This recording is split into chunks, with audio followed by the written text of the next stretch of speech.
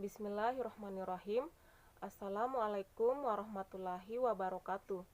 Perkenalkan, nama saya Hafifah dengan NIM A1J1 18002 dari kelompok 4.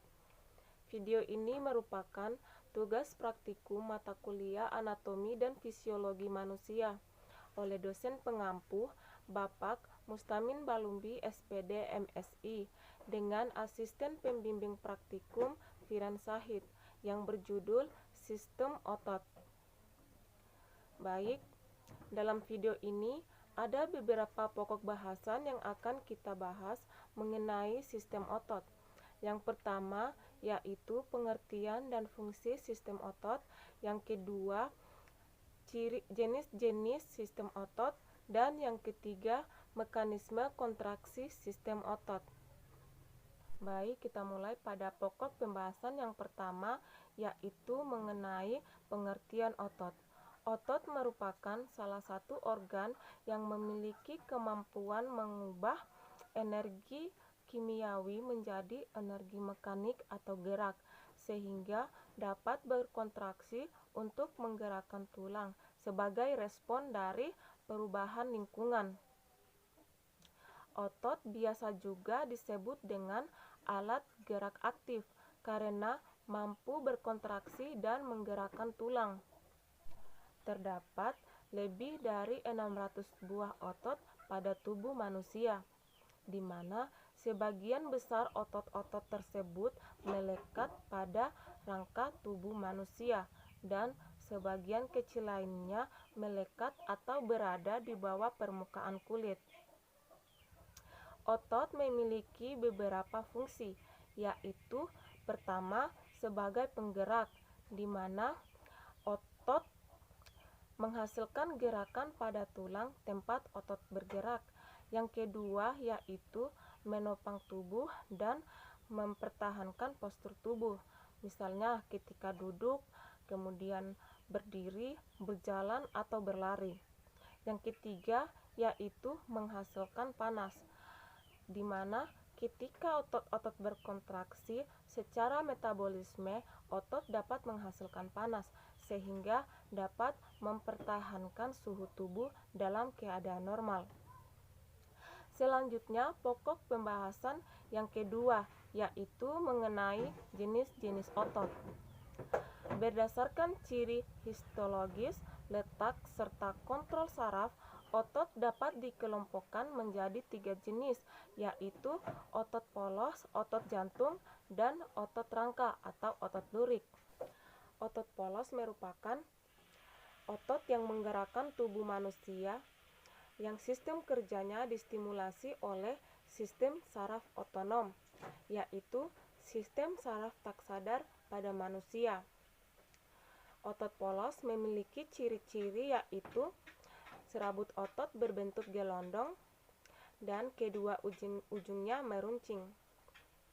Hanya memiliki satu sel yang terletak di bagian tengah. Otot polos terletak pada sistem pencernaan, sistem peredaran darah, reproduksi, urinarius, dan respiratorik. Kontraksinya kuat tapi lambat. Selanjutnya, otot jantung. Otot jantung merupakan otot yang bekerja terus-menerus atau tanpa istirahat. Fungsinya yakni memompa darah dan mengalirkan darah ke seluruh tubuh.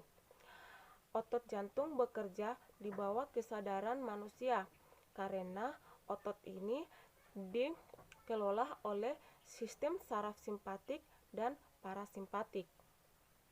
Otot jantung memiliki ciri-ciri yaitu serabut otot berbentuk silindris atau pipih dengan memiliki banyak cabang, memiliki satu sel yang terletak di bagian tengah. Otot jantung terletak pada jantung. Selanjutnya, otot rangka. Otot rangka merupakan otot yang melekat pada rangka manusia. Jadi, berdasarkan gambar sistem rangka, ada beberapa otot yang menyusun rangka tubuh manusia. Otot orbicularis oris atau otot sudut mulut yang berfungsi menarik sudut mulut ke bawah. Selanjutnya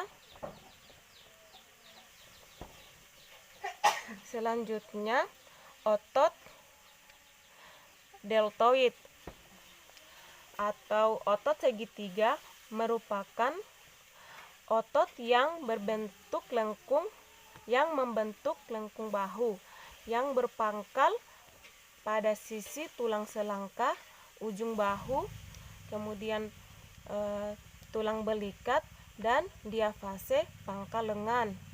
Biceps brachii merupakan salah satu otot lengan berkepala dua, di mana pada otot ini mengandung kandung lendir yang fungsinya untuk membengkokkan lengan. Selanjutnya otot sartorius. Otot sartorius